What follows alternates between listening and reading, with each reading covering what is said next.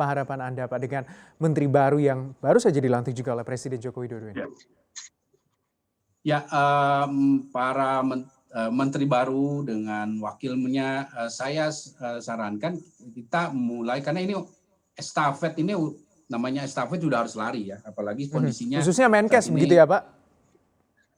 Betul Menkes. Nah, ini jadi Menkes supaya melihat rekomendasi dari intra-action review-nya WHO. Di situ ada banyak PR kita.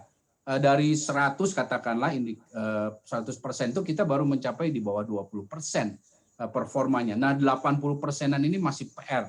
Nah, itu yang harus dijadikan rujukan karena itu sangat saintifik dan jelas gitu ya, proses yang sangat jelas. Dan salah satu yang menjadi catatan adalah manajemen dari pengendalian ini, kolaborasi, integrasi, termasuk di situ ada komunikasi risiko, ada juga masalah kapasitas testing. Nah, urutan itu, daftar itu harus segera ditindaklanjuti karena sudah beberapa bulan ternyata belum ada perubahan signifikan.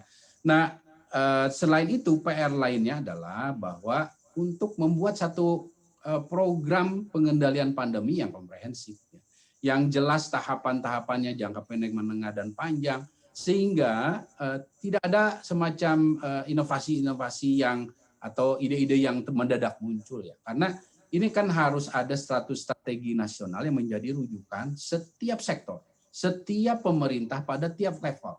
Nah, karena di situ akan dilihat bagaimana, misalnya membuka sekolah, apa kriteria membuka sekolah? Kira-kira kapan ditargetkan? Apa yang harus dilakukan? Nah, itu semua harus ada di dalam strategi nasional itu, termasuk masalah vaksinasi.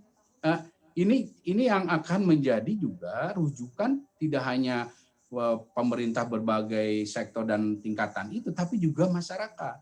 Sehingga masyarakat jelas, kita bersama-sama akan mencapai target ini. Pada bulan ini kita harapkan kita bisa menikmati buahnya. Misalnya di sinilah sebagai contoh real ya, karena center saya juga terlibat di membantu di Queensland nih. Nah, pemerintahnya di awal-awal pandemi mengatakan bahwa kita tampaknya akan harus melakukan lockdown nih, karena waktu itu angkanya mendekati 100-an lah untuk angka infeksi. Dengan lockdown kemungkinan kita akan melakukan sekian lama, tapi dampaknya nanti akan begini-begini, positif negatifnya. Termasuk kalau Anda setelah lockdown ini pemerintah melakukan dan masyarakat mendukung, kita bisa Natalan, menikmati Natalan. Ini kalimat di sini ya, Natalan dan dinikmati sebagaimana walaupun masih ada keterbatasan. Nah, itu yang akhirnya menjadi rujukan semua pihak.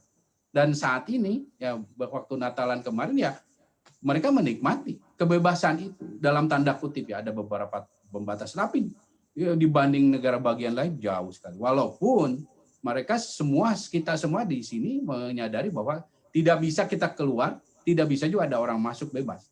Karena pintu perbatasan dijaga ketat. Jadi semua tahapan-tahapan intervensi testing dikomunikasikan dengan baik pada masyarakat, termasuk hal positif dan negatifnya. Dan ini yang akan membangun kewaspadaan dan kepercayaan dan juga peran serta semua sektor dan masyarakat.